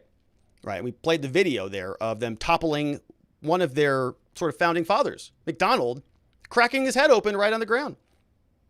Trudeau wasn't too upset about that. Ray K became a member. Shout out to Ray. Ronnie Cole says, welcome to the revolution. No ID required. Thank you, Ronnie, for that. It's good to see you. All Sorts with another donation. They're on YouTube as well. And then let's see what we've got here. Hang on. Too many screens. Okay, so back from locals. We've got Zero says, Rob, CBC is a crown corporation that is owned by the Fed government. They will espouse any agenda the Feds tell them to. This includes burying stories about the Canadian military, using propaganda on the Canadian populace, and tracking the cell phones of 33 million Canadian citizens during COVID. It is the CBC's job to push CRT agendas and other divisive narratives that are trademark tactics of the Trudeau government. That's from C. Rose. Yeah, you know, these things are weird. You know, sort of PBS and BBC and CBC. Former LEO says, I saw a post that the counter-protesters are spreading nails on the roadway. I saw that too, yeah. And I didn't see more on that, but I have not seen it confirmed or not confirmed. Sasha Sisha says, hello, Rob. I like this newer format. Wondering if Ray Epps is there at this rally. You know, it's a good question. I'm not sure if he's there. He's in the chat. Maybe we'll hear from him. But I think he has to submit money now. Maybe we can do something about that. I'm not sure. Three Girlies is here, says, oh my gosh, the Sikh Paul Minder talking about being one and Canadian makes my heart sore.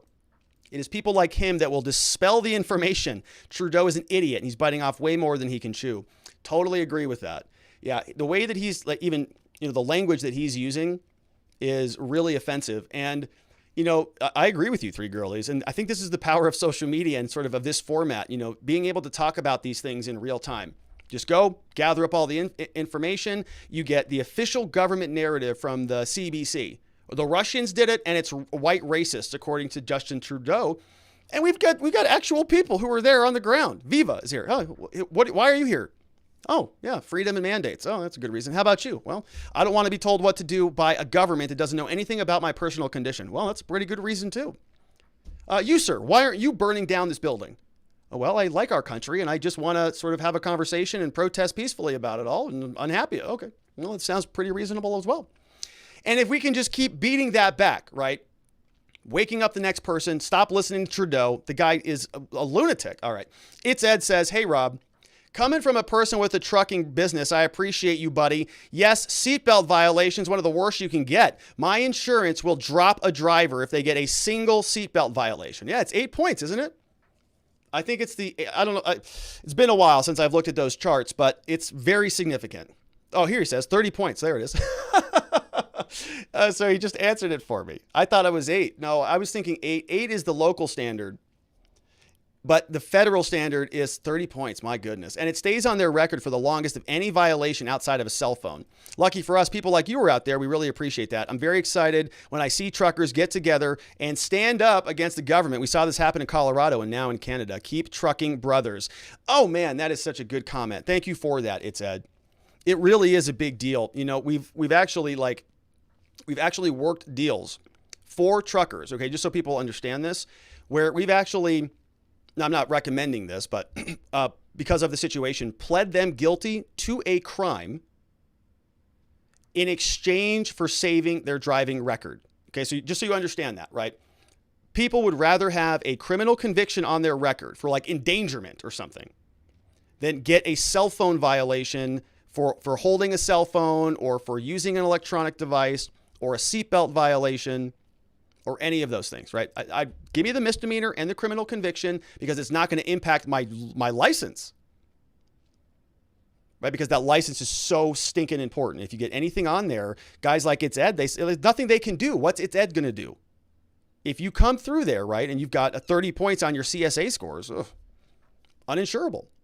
Might like you, might have been driving for 30 years. But if he can't insure you, he cannot hire you. Thank you for that, It's Ed. This is such a great community. Monster One says, Rob, who was that white supremacist with the Indian accent? What was his name? Three Girlies got it. Oh, Paul Minder was his name. sounds like a racist name. Monster One says, did they see that they are calling this the Canadian January 6th? No, I didn't see that, but I was thinking about that. They can't really call it a particular day unless they're calling it the 31st. Is it going to be the 31st? Canadians. Three Girlie says, blue checkmark idiot thinks they have enough police officers in Ottawa to stop this. LOL. And First Nations being out there too. It's all Canadians and they can't stop it. This looks like the year of parents and truckers. Just beautiful. I agree with you, Three Girlies. It's so fun. It's so great just to see, it really is amazing. Thunder 7 says they raised over $7 million on GoFundMe as the truckers intend to stay long term and then meet up with their American trucker friends and drive to Washington. Trudeau is angry that more people support the truckers than his entire Liberal Party. Monster 1 says, anyone want to bet Trudeau's secret hiding place is Florida? That seems to be where these despots always go. Furby says, thanks for covering this. It's important that anyone who can speak truth does so. Stand with our brothers to the north. We are all Americans. Listen, we all want freedom. And I've said many times, because I believe it to my core, that many of these principles that we practice are not because some person somewhere decided we should have the right of freedom of speech. That's not right. It's a fundamental natural right. It's a God-given right. It's part of the human condition to have these things. Freedom, which is why I've always said that the dictators out there, the people who are trying to take people's freedom away from them, trying to encourage people to give up my freedom. I don't need this anymore. I'm scared. Can you take this for me here? Right? Those people who are receiving that freedom, they're going to fail because that's not part of the human condition. People want that freedom back. When you take it from them, people break. And so we want more freedom. And I don't care what part of the country you're in, what part of the world you're in, what country, what corner of this planet you're on. If you stand and defend those natural rights, those foundational principles that we cherish, you're on the right side. I don't care what any other characteristic you have, as long as you're fighting that good fight, you're okay in my book. We've got Monster One says, Rob, in reference to comments, Gate, do we actually know if someone was actually impersonating an actual member? Oh, comment gate. I got a feeling it's someone who got their feelings hurt. Some AOC or Hunter Biden, probably a Jerry. I don't know. We're not going to get into comment gate on this show. Robert said, Rob, I'm confused. You mean Prime Minister Blackface supports BLM? Is it so he can go blackface again for Halloween and get a pass like he did before? Yeah, you remember this one here? Who's this from? It's Ed. Yeah, this is the very, very tolerant and progressive Justin Trudeau. You can see him there. Yeah, there he is. Thank you, It's Ed, for that reminder. And hey, you can post links on locals. This might be even better. Sasha Sisha says, hey, Rob, his tweet is an example of where we are with society. Politicians and the elites are so disconnected from the rest of the common folk, the majority of them. We do not want to play pandemic or follow the woke rules. We just want to make money, have food on the table, take care of our family, and live a fulfilling, especially during these times, life. Mental health, drug and alcohol abuse is worse than it's ever been. They don't care. These elites have the audacity to come out and say that we are racists for standing up to the regime. Yeah, that's what they say. That's what they say. And if you don't comply, it's your fault that the pandemic continues on. Justin Trudeau is frustrated. He knows you're frustrated. He's frustrated because you're not doing what he said. If you only did what he said, this would all have been done already. Or so they keep telling us. Ray K became a member, All Sorts, with a donation. Thank you, All Sorts. Kareem on YouTube says, every individual has unilateral authority over what medical procedures they take. You don't need to explain, defend, or justify your decision. It's your body. You get one of them. I'm with you, Kareem. I don't know why it's such a complicated debate, but there's a lot of people out there who just sort of want to be told what to do, and they appreciate how that makes them feel, regardless of the consequences that might bring to society. Frank Beretta became a member. Thank you, Frank. We've got Annie G says the Soup Kitchen tweet is SG. There it is. SG Hot. There it is. So let's see Let's see if we can pull that up. Twitter at SG. Shepherds of Good Hope. So this is the tweet about where it came from. All right, so here's what we've got. So I think this came up from Rolf Peterson. So Rolf Peterson, I'm bringing that super chat back up. You displayed a tweet. Here's where that came from. That came over from Annie G. Thank you, Annie G. We're having sort of inception conversations here through super chats. And here, friends. Been a difficult 24 hours. Here's what they're saying. Staff harassed for meals. A service user and security guard assaulted. Through it all, you have donated and filled our hearts. Every cent will support people experiencing homelessness. Thank you. Please see our statement. Now they've experienced some problems due to website volume. Incredibly difficult weekend, they say. Trucks were parked in our ambulance zone for 12 hours. Incessant honking and noises. Staff and volunteers experienced verbal harassment and pressure from protesters seeking meals. Shepherds of Good Hope has been overwhelmed with response. We've lost many community members due to the toxic overdose crisis. Our staff are exhausted. So, yeah, it sounds like they're just having a bad time in general. All right, and so I'd like to see sort of what the responses are, but that's where it came from, Rolf, right? And so here, quick recap, right? So here some people are pointing out, you know, those flags. Yeah, so that's where it came from, Rolf. But I can tell you, myself and many other people watched a lot of this today. Didn't see anything quite like that. And so you always got to be cognizant of this, right? That's a nice press release that they released, but we sort of all saw it with our own eyes. Nadarb says, these people and the constant hatred and constant slandering of the South is exactly why the first Civil War went down. They were the aggressors, and they are the aggressors now. No, it's not enough that Sherman burned down the southern cities. It's not enough that they remove all of our history from the books and slander our ancestors. It'll never be enough. All these years later, they haven't changed. He says, screw any person who calls me my Confederate battle flag a symbol of hate. Come fight me about it. That's from Nadarb. Yeah, and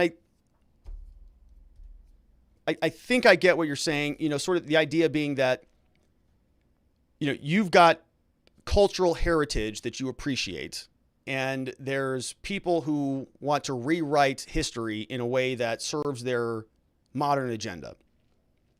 I think that's where you're going with that. John Halgren says, they peed in the snow around the war memorial. Well, they should probably be in federal custody for about 3 years. Here is, this is the statute that they defaced. Mandate freedom, apparently. That's illegal. Do they have the death penalty in Canada? Well, they should. Whoever did that should, you know, that's just the end of the, I can't even believe that. Absolutely ridiculous. Here it is again. Nadarb says, I'm the mayor of Terry Fox's hometown. He's our city's hero. Whatever your cause, you don't get to appropriate his legacy, and you don't touch his statute ever. This should be removed. Mandate freedom. And they put a flag on it. Okay, so maybe, you know what they should have done in Canada? I got it, right? They should have, very easy, they should have just pulled the statute down and cracked his head off. Because then Justin Trudeau would have thought it was a BLM rally, and he would have been very happy about that. Let's see here. Molly Pop Inc. is playing this one. Let me pull this up on YouTube first before we get to it.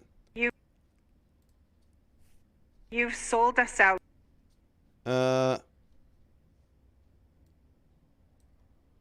Let me make sure it's all right. Okay, so let's see what this is. I wonder how much they're paying you to betray Canada. What do we do with traitors in Canada, Mr. Trudeau? We used to hang them for treason. And you're doing that very same thing to us now. We know what you're doing. Whoa, that's a spicy meatball. Wow, okay, well, that was a good one, Molly. Molly Pop, that's a good one. Yeah, I mean, I'm sure she was, had a nice conversation with his security team after that. But yeah, you know, how do you sort of, I actually don't know how people live with themselves, but they do, I guess. One tough chick says, I'm very grateful to the Freedom Truckers healthcare workers, and others that are standing up for our God-given rights. The risks they are taking and sacrifices they've made should not be taken lightly. The whole world will benefit from the actions of these brave individuals. I agree with you, One Tough Chick. I totally agree with you. I think it's heroic through and through. And, people think that maybe, it's people like taking a break off from their work week to go down there and sort of, protest. No, these are, like I said, their entire livelihood, is on the line, and they are standing strong, and it's incredible to follow and watch. Let's see what else here. We've got a couple other questions that came in before we wrap it up for the day. Here's another one. This one is he will not divide. Here's another sign that was in there. It looks like, yeah. So just totally destroyed. Seawolf says people with Nazi flags or committing any vandalism are probably the provocateurs, not with the convoy. I think I would agree with that, Seawolf. We've got Rich says Joe and Mika are married. Disgusting. I'm pretty sure about that. Somebody can correct me if I'm wrong. Says, I just assumed they were having an affair the whole time. I like how you gave him her last name. He definitely has the missus.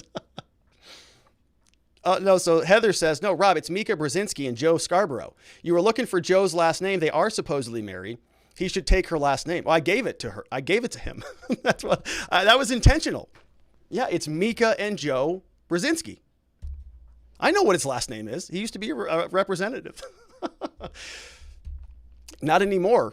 No, not anymore. He's now Joe Brzezinski. I don't know what Morning Joe. It's not Morning Joe Scarborough, is it? No, they got rid of that. Because it's now Joe Brzezinski, along with Mika. Okay, here's another one. Who'd this come from? This is a meme. Get vaxxed or you're fired. What are you going to do about it? And then they build up. And then what do we get? Justin Trudeau, the NPC, the non-playable character, says terrorists. And that's exactly right. We've got, and that came from PWS MKAZ. Thank you for that, PWS MKAZ. Good one. We have another one from Robute. Says, don't fall for the Fed glowy psyop with the Nazi and the Confederate flags. Kick those Fed glowies out like Ray Epps in one of his pictures with a perfect photo shoot from mainstream media propaganda. Let's see here. Oh, yeah. So look, this is hysterical. Okay, so this is the Fed. But this is the Canadian Fed, all right? Look at this guy. They bring him, they give him a flag, and there it is. Oh, there's the American neo-Nazi. That's probably the 3%er right there. So they just insert him into the chain, and they give him a mask that looks like this. There it is. There's your Fed. All right, so that is over from Robute. Monster One says, with all these truckers in Ottawa, what's going to happen to all the lot lizards elsewhere? We've got Terry. I don't know what that means. We've got Terry is here. Says that article mentions the soup kitchen.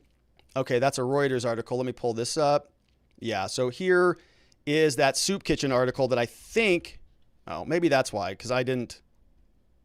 Oh, I'm not logged in. Oh, that's why. Here, let me see. Let's pull this up in an incognito and see if we can find out where they got that.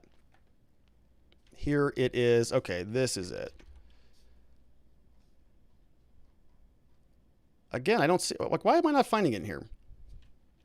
Maybe it's not soup, so it must be kitchen, shelter. There it is. Homeless shelter. We're not intimidated by those. So that they pulled it from Reuters, but it ultimately came over from the their Twitter account, which we just looked at. We have Geomancy Games is here, says peaceful protests don't work, peaceful blockading. That's going to do the trick. I can't wait to see more of this in the USA. Make them hurt, not with force, but with their dumb bottles of water and avocado toast that they require to live. That's from Geomancy Games. He is on YouTube if you want to subscribe over there. Love you, brother. Love you back. Geomancy Games. Frei Barada on YouTube says, recently, I saw a photo on Facebook showing someone who took a selfie with the same Terry Fox statue, but draped with the rainbow flag. No outrage over that. They're hypocrites, which is true, right? Justin Trudeau. We played the clip of the John A. Macdonald, first Prime Minister of Canada.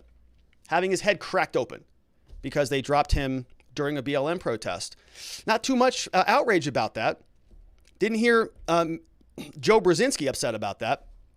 They just kind of went along with business as usual because they're cheerleaders for a cause. They're not people presenting any real analysis. All right, we've got Radice says Joe and Mika were married in 2018. Lot lizards are people that hang out at truck stops. Oh, we have Robute. I got that one.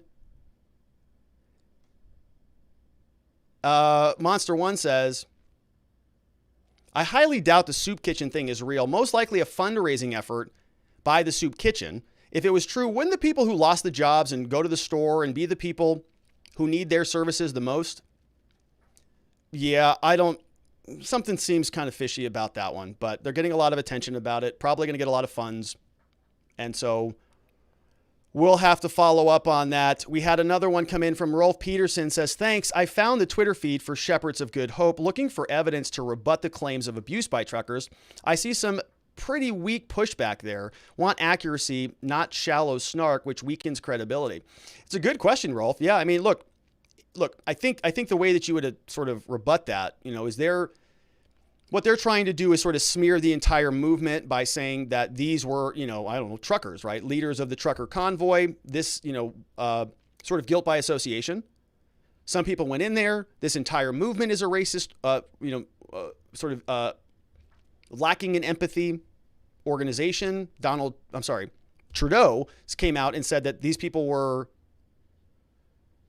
a whole litany of problematic things, right? Bad characteristics, thieves and abusers and robbing from small businesses, and the list goes on and on and on.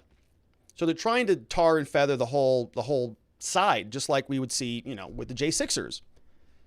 And basically anybody who is not a Democrat, right, gets lumped into that bucket. And so I think, I'd like to think that you could probably, ask for more details from them, but they're not going to give you it's a PR move, I think, regardless of which way you splice it on their end. There's no way that 10,000 truckers went in there and all demanded soup. All right. But it's a good question. And, stuff like that, it's sort of hard to disprove that something that didn't happen. Like, how do you disprove that? Right? They're saying it happened. Nobody has any evidence that it didn't happen. And so you just have to go through, I think, and listen to their credibility and come to your own conclusions about it. And then use your own eyes. Okay, we saw what we saw today. Mike, the dad Crosby, says the soup kitchen complained trucks blocked them in. I today saw a video of Ottawaks go by that. One street totally clear and cones in front of the Good Shepherd entrance, not blocked in. Yeah, so, that's another thought, right? Go down there. People who are there in Ottawa, who are going to be there tomorrow doing reporting on some of this, go over there. Stand outside. What does it look like? Are they blocked off? Is it total madness for them? Maybe it is. And maybe there is going to be some consequences for people in that area, right? There's a consequence of protests. But are the truckers going in there and saying, you're doomed to do whatever we say, like this is the end of the line for you? From what I've seen, everybody there has been extremely accommodating, trying to help each other, sort of trying to, nurture their way through this thing, knowing that this is a bad situation. They don't want to be there either, dang it. If this stupid government that has been failing repeatedly for 2 years would change their policies, well, then, situations could get resolved, but they're not going to do that. Justin Trudeau says that everybody is robbing from homeless people and dishonoring veterans, which is wild. Rolf Peterson says, of course, perspective is important, as is objective restraint.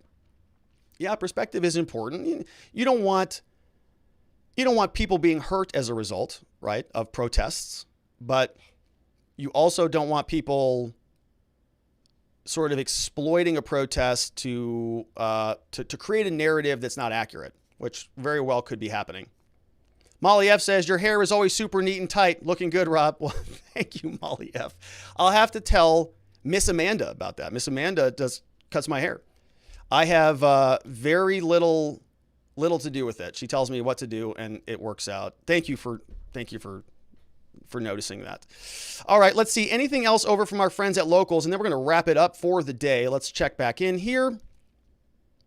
and see what we've got. We have one from Tweak now. Says, Rob, a little off topic.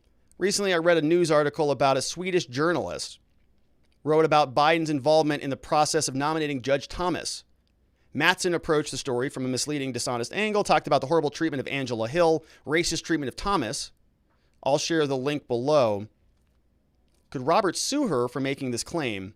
Oh, that's a meaty one, Tweak. Gonna have to dig into that one. Thanks for leaving that comment, but I'm gonna have to read that.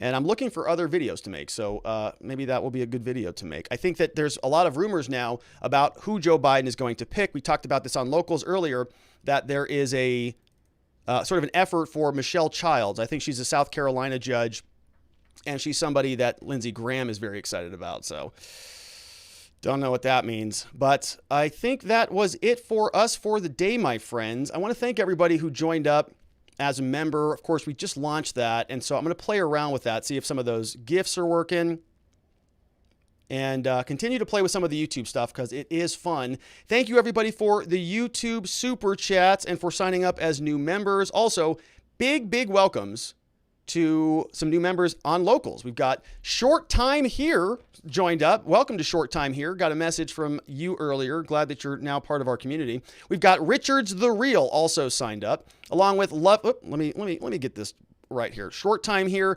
Richards the Real, Lovely Gemini signed up. Wonder Girl 30, C Jones is here, along with Dash John. We've got One Tough Chick, Frank MC, Ion Energy, Wild Child, Alaskan for Trump. We've got AZ Grayman, Mr. Shields, Nora MC, LG00, Angry Bear, Sassy Steph 2, Ratbag 13, along with Ocean Lover and Free Mind, all over now at our watchingthewatchers.locals.com community.